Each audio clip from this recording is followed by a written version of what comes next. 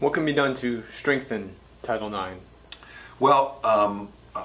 one thing that can be done is for there to be some level of consistent federal enforcement. My view is that there has been a kind of bipartisan unwillingness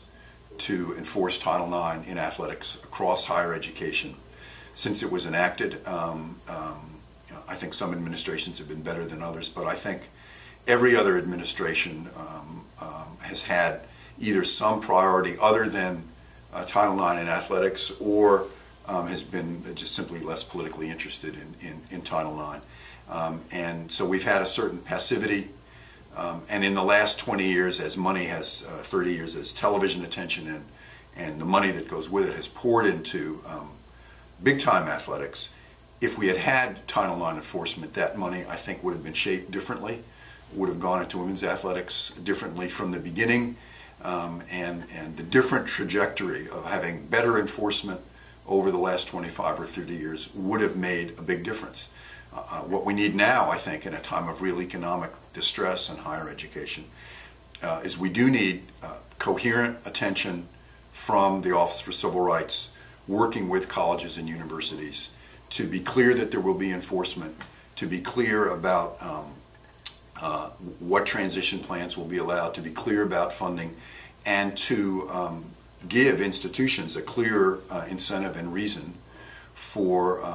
following the requirements of Title IX and creating athletic opportunity. Institutions are stretched for resources. Our enrollment ratios have changed from being 2/3 men to 2/3 women, or 3/5 women over the last 35 years. And so it's an economically different issue, a difficult issue. And I think that without some consistent federal leadership,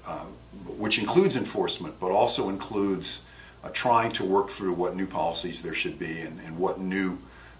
adjustments there should be to reflect the changes in enrollment. Without that federal leadership, I think we'll continue to have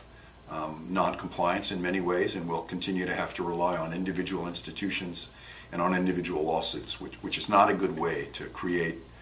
national rights and national opportunity.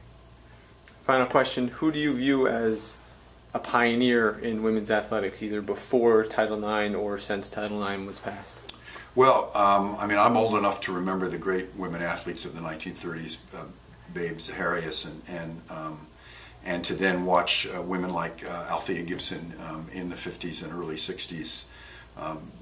be individual pioneers. But I'm really someone who thinks of the pioneers of women's athletics under Title IX, not in terms of individuals, but in terms of generations of women who in the 60s came out of the physical education movement and began intercollegiate athletics, and then in the 70s began not as recruited athletes, but as young women with very little high school background who wanted to play sport and created sport in the broadest sense, followed by the generations of women starting in the late 80s and 90s who came up through secondary school athletics. So I think we've seen actually generations of pioneers of different kinds, and I'm someone who tends to think of, I've been fortunate to know many great women athletes and coaches and administrators, so I have a lot of personal friends whom I think about, but for me the pioneers are the folks in the trenches who were willing to work as hard as they could to be coaches or to be athletes and to create something that we have today that didn't exist 40 years ago.